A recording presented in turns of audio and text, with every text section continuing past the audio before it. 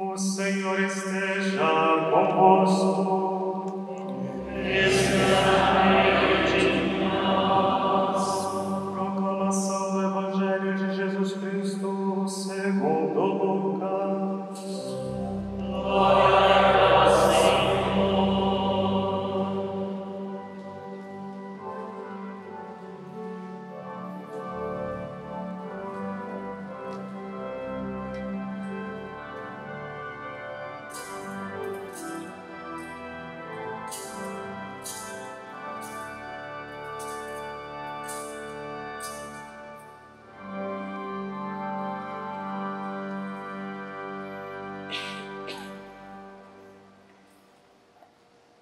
Naquele tempo, as multidões perguntavam a João: que devemos fazer? João respondia: quem tiver 2 túnicas, dê uma a quem não tem, e quem tiver comida, faça o mesmo. Foram também para o batismo cobradores de impostos e perguntaram a João: Mestre, que devemos fazer? João respondeu: não cobreis mais do que foi estabelecido. Havia também soldados que perguntavam: e nós, que devemos fazer? João respondia: não tomeis à força dinheiro de ninguém, não façais falsas acusações, ficai satisfeitos com o vosso salário. O povo estava na expectativa, e todos se perguntavam no seu íntimo se João não seria o Messias. Por isso João declarou: eu vos batizo com água, mas virá aquele que é mais forte do que eu não sou digno de desamarrar a correia de suas sandálias. Ele vos batizará no Espírito Santo e no fogo. Ele virá com a pá na mão, vai limpar sua eira e recolher o trigo no celeiro, mas a palha ele a queimará no fogo, que não se apaga. E ainda de muitos outros modos, João anunciava ao povo a boa nova. Palavra da salvação. Glória ao Senhor. Aleluia, aleluia. Aleluia,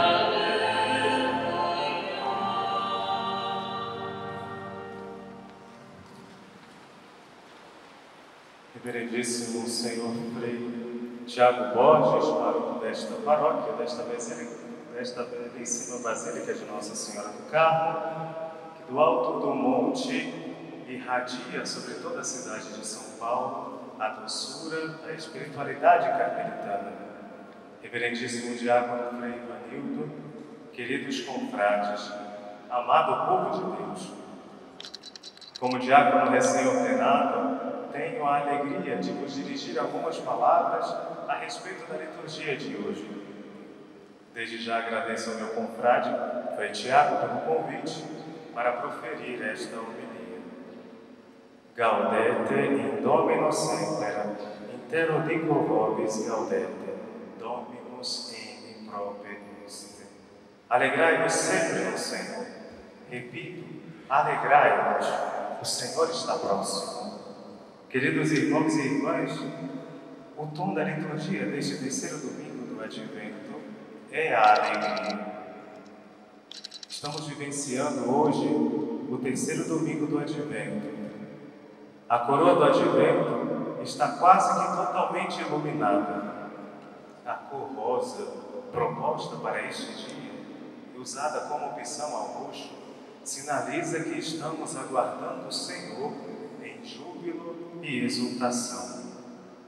Logo, a liturgia de hoje nos convoca, para além de nossas dificuldades, a nos alegrar pelas graças que Deus nos concede. As leituras que acabamos de ouvir nos apontam para essa realidade. Alegrai-vos, diz São Paulo na segunda leitura. Canta de alegria, rejubila, alegra-te, exulta de todo o coração, nos convida o profeta Sofonias na primeira leitura. Exultai cantando alegres, habitantes de Sião, pois é grande em vosso meio o Deus Santo de Israel, nos exorta o Salmo responsorial. Mas qual será o motivo de tamanha alegria? Para um cristão, é possível alegrar-se quando há tanta dor no mundo, tanto fracasso, tristeza, solidão e morte? Alegrar-se num mundo assim não seria uma insuportável falta de fraternidade, uma falta de compaixão para com aqueles que sofrem e gemem? E, no entanto, a palavra de Deus é categórica. Alegrai-vos. Mas alegrai-vos no Senhor. Eis o modo de alegrar-se no Senhor, porque somente Ele pode sustentar nossa existência.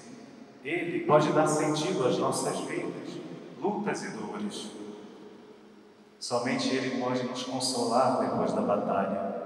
A Santa Palavra prossegue: alegrai-vos, o Senhor está perto. O motivo da nossa alegria é o próprio Senhor. Nele repousa as alegrias que não passam. Todos nós, meus irmãos e minhas irmãs, ansiamos, desejamos a felicidade, esperamos ser felizes já aqui nesta vida.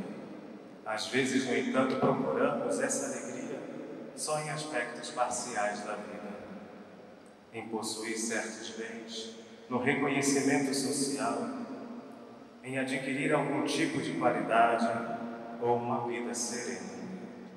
Tudo isto é sem dúvida bom, tudo isto é sem dúvida razoável, mas São Paulo nos recorda que essas alegrias só chegam à plenitude se estiverem enraizadas na felicidade que Jesus nos dá. Alegrai-vos sempre no Senhor. Mas o que nos torna alegres, o que nos torna felizes é a certeza de que Deus não nos abandonou. É a convicção de que Ele é um Deus presente e que no seu Filho Jesus veio pessoalmente ao nosso encontro. Esta é a maior causa de nossa alegria. Alegremos-nos, irmãos e irmãs, pois ainda que haja tantas realidades dolorosas e sombrias, o Senhor está perto com seu amor, sua misericórdia, sua salvação. É Ele mesmo a nossa salvação. O Testamento já nos apresenta Deus como um consolador de seu povo. Ele sustentava o seu povo na esperança e prometia uma bênção no futuro. Ele mesmo haveria de ser essa bênção. Um Deus no meio de sua gente, um Deus próximo. O Rei de Israel é o Senhor. Ele está no meio de ti. Como Deus poderia vir habitar pessoalmente no meio do seu povo, se é Ele o infinito, o santo, que abarca tudo quanto existe no céu e na terra? Para nós cristãos, no entanto, de modo maravilhoso se cumpriu esta promessa em Jesus Cristo. Ele é o Deus conosco, Deus entre nós, Deus para nós, com o nosso semblante e com nossos gestos. Ninguém poderia imaginar algo assim. Deus que se aniquila para assumir a nossa natureza e nos garantir de novo o acesso ao reino dos céus. A surpresa foi tanta, e é tanta, que Santo Irineu exclamava a respeito de Cristo: Ele trouxe toda a novidade quando se trouxe a si mesmo.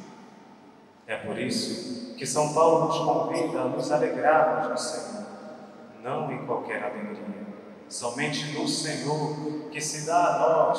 A nossa alegria pode ser autêntica, porque brota da certeza de que não estamos sós, que o pecado e a morte foram vencidos.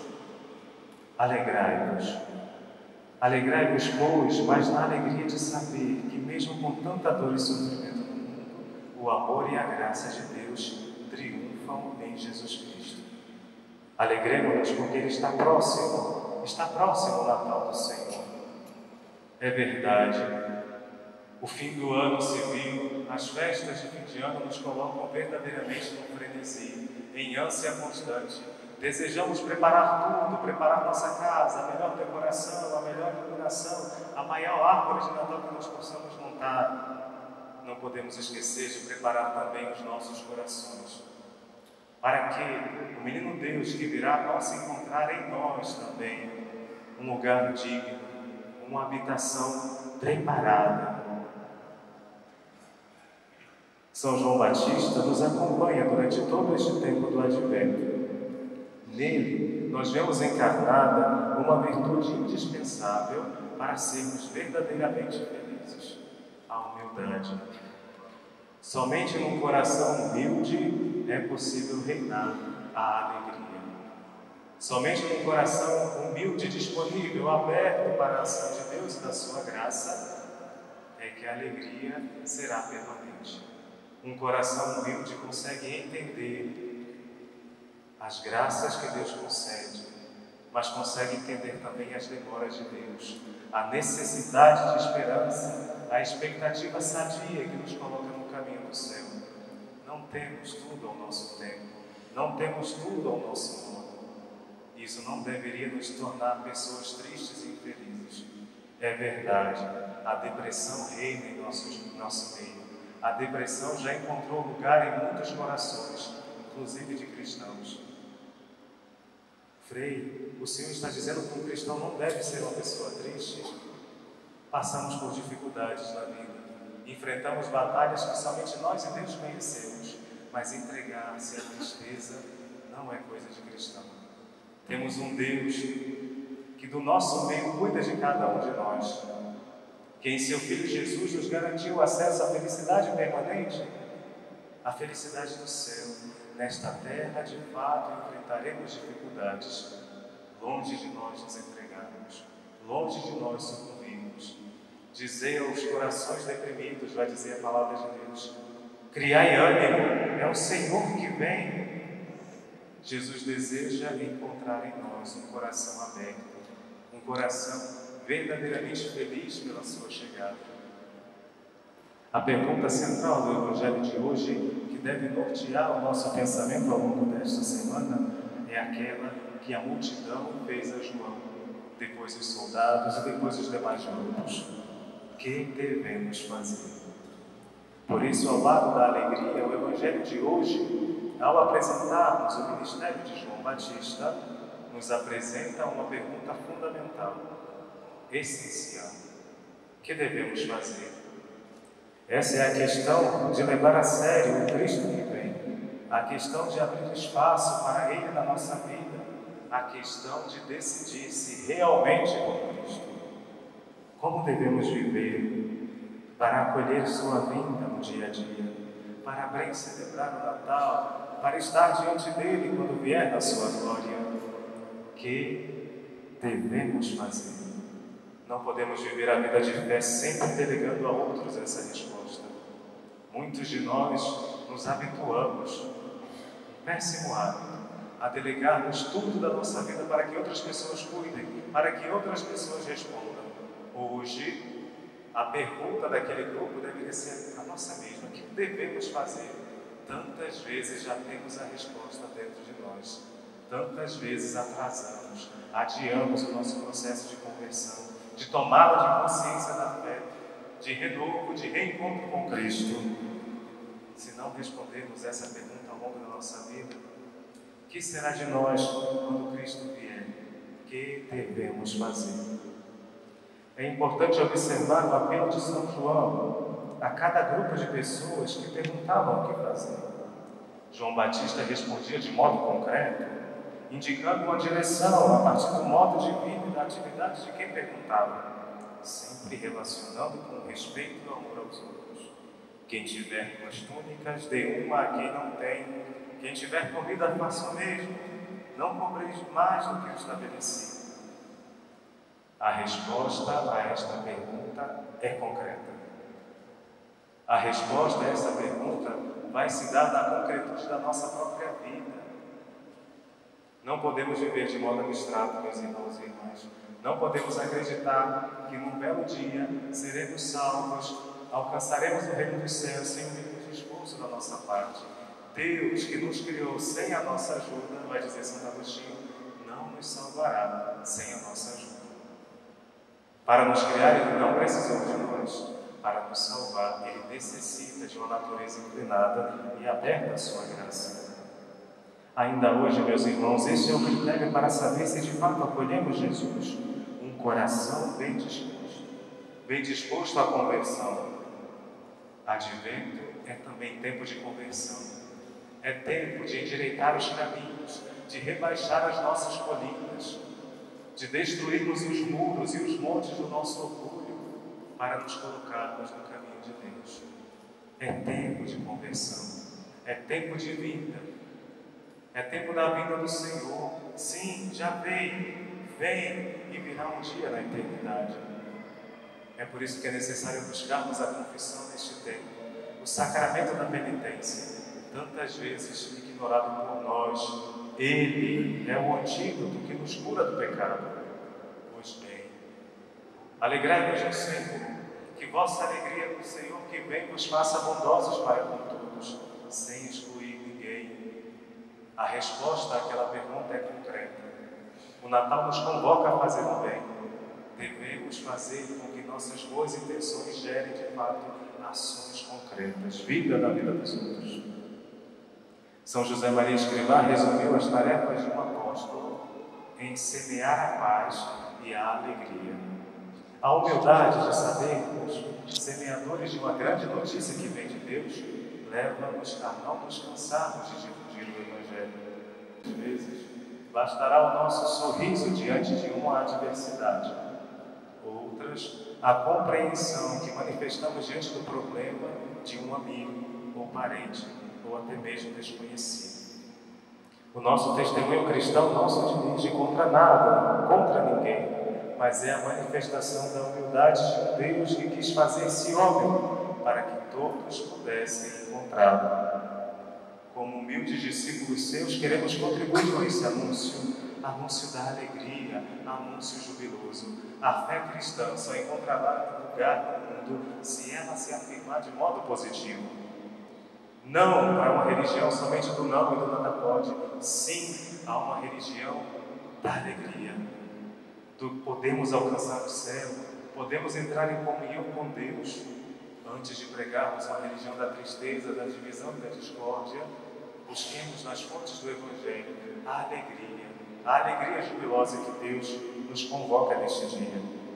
Para isso sempre nos ajuda contemplar a vida de Nossa Senhora, para nos surpreendermos diante da sua alegria cheia de humildade.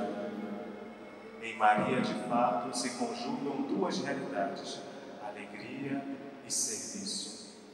Não pode ser triste quem descobriu no caminho da sua vida a pessoa mais importante da história, Jesus Cristo.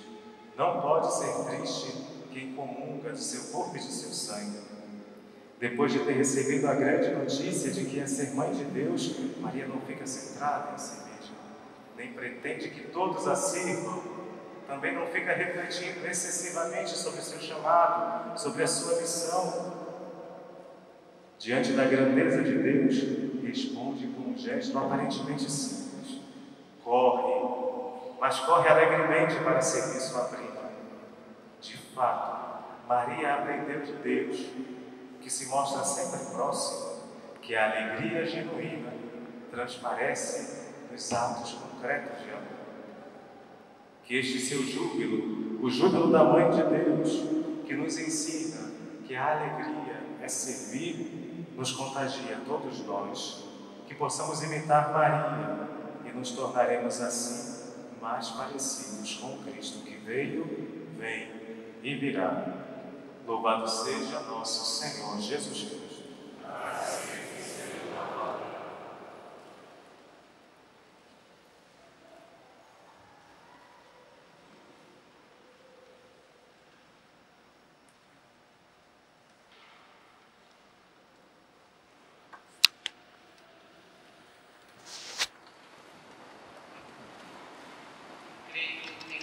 Pai Todo-Poderoso, Criador do céu e da terra, e em Jesus Cristo, seu único Filho, nosso Senhor, que foi concebido pelo poder do Espírito Santo, nasceu da Virgem Maria, padeceu sob Pôncio Pilatos, foi crucificado, morto e sepultado, desceu à mansão dos mortos, ressuscitou ao terceiro dia, subiu aos céus, está sentado à direita de Deus Pai Todo-Poderoso, onde há de julgar os vivos e os mortos.